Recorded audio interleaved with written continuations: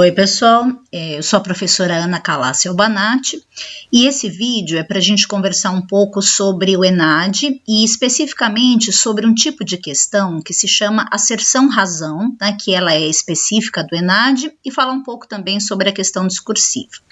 Então aqui você já tem um pouco do que é essa questão da asserção-razão, né? Essa questão onde você tem um enunciado, depois você tem duas afirmações e entre elas tem a palavra porquê, né? E depois pede então que você, além de dizer se elas são corretas ou não, essas afirmativas, você também relacione essas duas afirmativas. Então vamos tentar entender um pouco, não é, como é que isso funciona. Então, a primeira coisa é o conceito, quer dizer, o que é a asserção-razão? A asserção é uma afirmação, né? E a razão é uma explicação, pode ser um motivo, um argumento, uma motivação ou um pretexto, né? Ou ainda um porquê de uma ideia, tá? Então, o primeiro exemplo que a gente vai pegar é do ENAD de 2017, de Arquitetura e Urbanismo. Então, a gente tinha aí uma questão que era a 22, para a gente entender essa questão de asserção-razão. Então, vejam que primeiro eu tenho uma referência, né? Nesse caso, eu tenho referência tanto textual, né? Então eu tenho textos e tenho imagens, tá? E aí na parte de baixo, você está vendo escrito, eu escrevi aí para você em vermelho, né? Comando, tá? Então, com base nas imagens e no texto, avalie as asserções a seguir e a relação proposta entre elas. Então, tem duas coisas para serem feitas, né, na questão. A questão segue, né?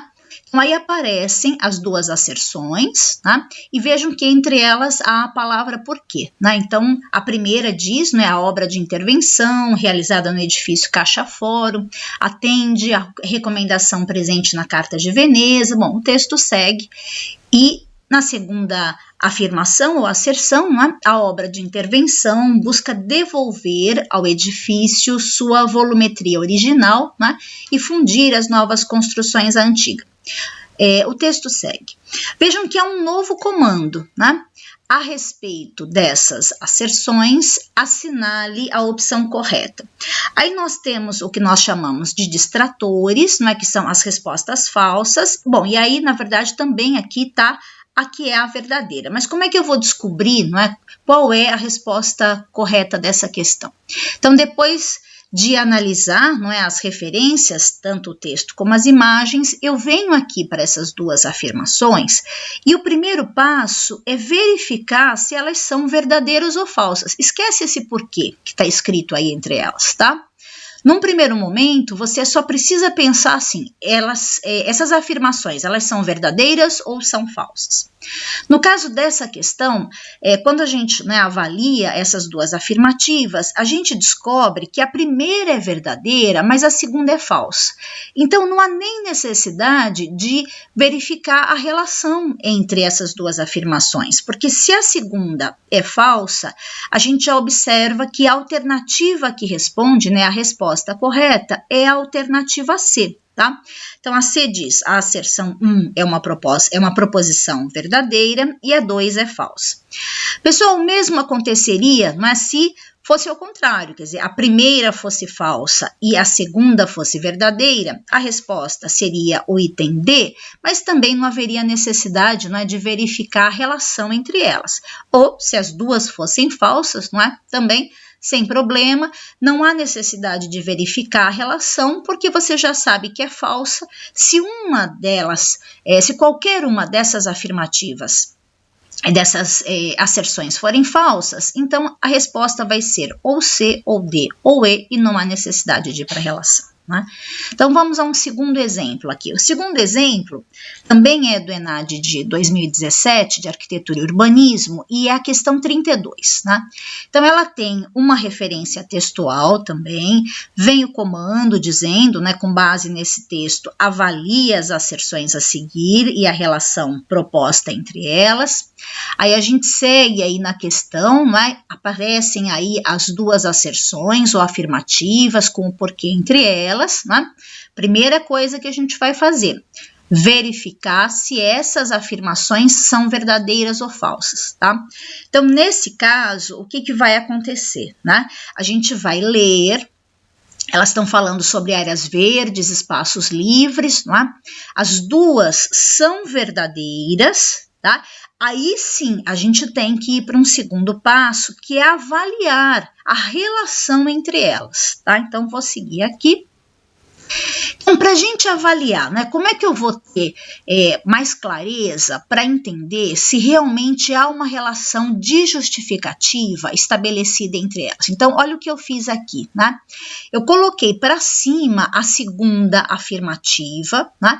E aí coloquei essa ideia que está expressa na segunda frase, olha, as áreas destinadas à recreação passiva devem possuir características cênicas ímpares, valor histórico, vegetação de alta qualidade, a frase segue.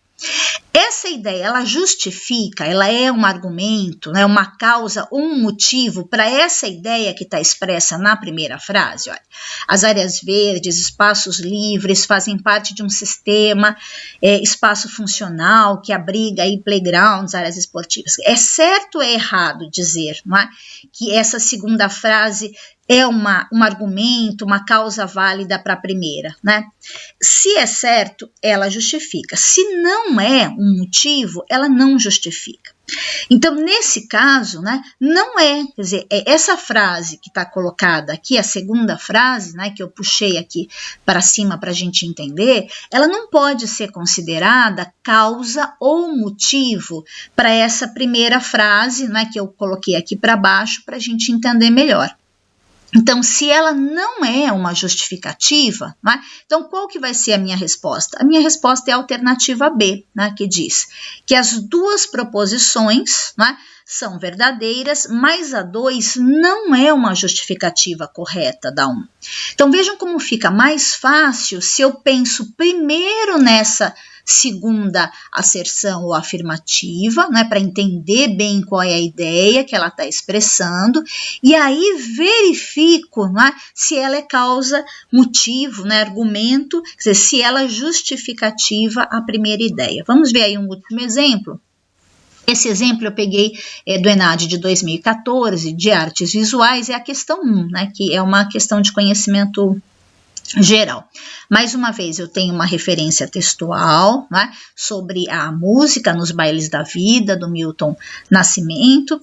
Tenho o comando, a partir do texto, avalio as asserções, né, e a relação proposta entre elas. Vou para a sequência da questão, vejo aqui quais são as asserções ou afirmativas, percebo que tem um porquê aqui entre elas. Faço uma primeira avaliação dessas asserções, né, e percebo que elas são verdadeiras. Então, o processo de evolução tecnológica da atualidade democratiza a produção, né, e divulgação de obras artísticas. A segunda diz, as novas tecnologias possibilitam que artistas sejam independentes, montem seus próprios ambientes de produção e segue. Então, se eu verifiquei que as duas asserções são verdadeiras, eu tenho que ir para a próxima etapa, que é avaliar a relação entre elas, tá? Então, vou aqui para o segundo passo. Novamente, observem, o que eu fiz? Eu inverti, né? Eu coloco primeiro a segunda afirmativa, né? Para mim, fica mais fácil porque eu posso pensar nessa ideia, né? Então, as novas tecnologias possibilitam que artistas sejam independentes, montem seus próprios ambientes de produção e disponibilizem seus trabalhos. Bom, eu posso dizer que essa ideia é um argumento, né? Ela justifica, ela pode ser considerada uma causa ou um motivo, né? Para o processo de evolução tecnológica da atualidade, democratiza a produção e a divulgação de obras artísticas, né? Então, eu posso dizer que essa democratização, né, ela é justificada porque as tecnologias possibilitam que os artistas sejam independentes, né? Isso está certo ou está errado, né? Se é certo, ela justifica, tá? Então, nesse caso, é certo, quer dizer, ela realmente justifica. Então, a resposta vai ser a alternativa A, né? As asserções 1 e 2 são proposições verdadeiras e a segunda é uma justificativa correta da primeira. Então, eu espero que essa explicação ajude você a perceber que você precisa caminhar por etapas, primeiro avaliando, né, as duas asserções, se elas são verdadeiras ou não, e aí depois o que você vai fazer é inverter, não é? Dá atenção primeiro à segunda asserção, não é? Verifica essa ideia e questiona, quer dizer, ela pode ser considerada causa, motivo ou uma justificativa para a primeira. Então, a gente vai seguir aqui e vai falar um pouquinho da questão que a gente chama discursiva, né? Então, eu peguei aqui como exemplo a questão discursiva 3, que é uma questão específica do ENAD também, de 2017, de arquitetura e urbanismo. Então, esse enunciado eu vou ler para a gente poder entender aqui. Verifica-se nas últimas décadas a implantação maciça de 2 modelos tipológicos de habitação de interesse social no Brasil. Então vejam que na primeira frase, o assunto sobre o qual você vai ter que discursar foi colocado para vocês. Então, percebe que eu separei esse assunto aqui embaixo, né? Eu fiz um mapa mental do que é essa estrutura. Então, modelos de habitação social, tá? Texto segue. Um dos modelos caracteriza-se por conjuntos de habitação multifamiliar verticalizada, que ocupa lotes de grandes extensões cercados por muros.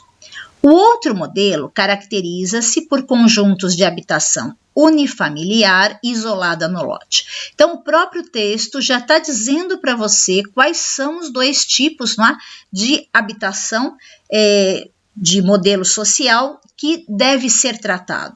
Então, já continuei aqui no nosso mapa mental, tá? Então, eu tenho modelos de habitação social, tenho quais são esses modelos, e o texto está, eu coloquei o E aqui em vermelho, para você entender que o texto está te colocando que você terá que abordar os 2 modelos, não tem escolha, tá? Vou voltar lá para o texto, tá? Ambos os modelos caracterizam-se pela monofuncionalidade, arquitetura homogênea e localização afastada de áreas centrais. Então, o texto também já está dando para você características, não é, desses modelos de habitação social. Então, coloquei também as características aqui, a monofuncionalidade, homogeneidade e a questão da localização afastada aí das áreas centrais. Vejam que aí vem o comando, não é? Esse trecho inicial que eu estava lendo aqui, junto com você, é o trecho da referência. O comando vem agora, ó. Considerando os 2 modelos apresentados, elabore um texto que explique 2 consequências relacionadas à qualidade do espaço urbano ou à infraestrutura urbana. Então, veja o que aconteceu agora, não é? Ele reforça a ideia de que é necessário falar sobre os 2 modelos, tá? Na elaboração do texto, mas, não é?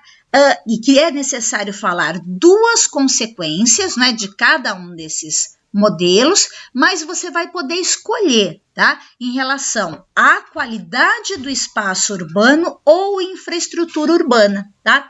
Então, o contexto da sua análise você vai fazer a partir de uma escolha, tá?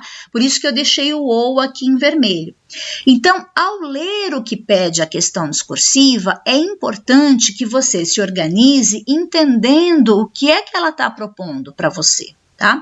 Então, bom, você entendeu, não é? Fez aqui o seu mapinha mental, não é? Falando que você vai tratar, não é, de 2 modelos tipológicos de habitação de interesse social. Você escolheu, não é, entre qualidade de espaço urbano ou infraestrutura urbana. Você sabe que você vai ter que falar dos 2 e sabe que as qualidades, né, ou características que foram colocadas em relação a eles. Então, na hora de organizar o seu texto, né, o que você pode pensar para poder ter um texto mais interessante, mais claro, não é? Mais coerente com o tema. Começar com uma introdução em que você apresente, não é? Que você vai estar falando sobre os modelos tipológicos de habitação de interesse social. Vamos supor aqui eu coloquei simplesmente como uma escolha o espaço urbano, né, como esse contexto, poderia ter sido infraestrutura urbana, eu escolhi um deles só para poder ilustrar aqui. Então, fez a introdução, vejam, vai trabalhar, escolhe um deles, habitação multifamiliar nesse contexto, né, de espaço urbano, vai apresentar 2 aspectos. Vamos supor que você use 2 parágrafos para isso. Na sequência, então, você vai apresentar questões, né, de habitação unifamiliar, também 2 aspectos relacionados ao espaço urbano, tá? Então, tentar ter uma coerência. Se você usou 2 parágrafos, tentar usar mais ou menos o mesmo tamanho, né, a mesma quantidade de texto para falar da unifamiliar, que você já usou na multifamiliar. E um parágrafo final, onde você faça alguma conclusão. Vejam, é importante entender que nesse momento da questão discursiva, é menos a sua opinião pessoal e muito mais você mostrar o que você compreendeu dos estudos que você realizou durante esse período na faculdade, que te habilitam a poder dissertar sobre esses temas, né? Aí, se você quer colocar alguma coisa mais pessoal, é nesse parágrafo final de conclusão que você pode colocar um pouco mais das suas ideias pessoais, tá bem? Mas nesse campo, né, principal, que seriam esses parágrafos centrais, o importante é que você coloque ideias que estão relacionadas aos estudos desses temas, tá bem? Desejo que você se saia muito bem aí no ENAD, que seja uma experiência que te ajude a ter mais clareza e mais segurança mesmo do que você vivenciou nesse tempo da faculdade, e lembrando que, né, a avaliação faz parte sempre da vida e outras avaliações virão, outros concursos. Esse tipo de questão, né, tanto discursiva quanto de asserção-razão, a asserção-razão ela é específica do ENAD, mas ela já está aparecendo também em concursos. Então, entender como ela funciona vai te ajudar em outros momentos também. Um abraço e sucesso!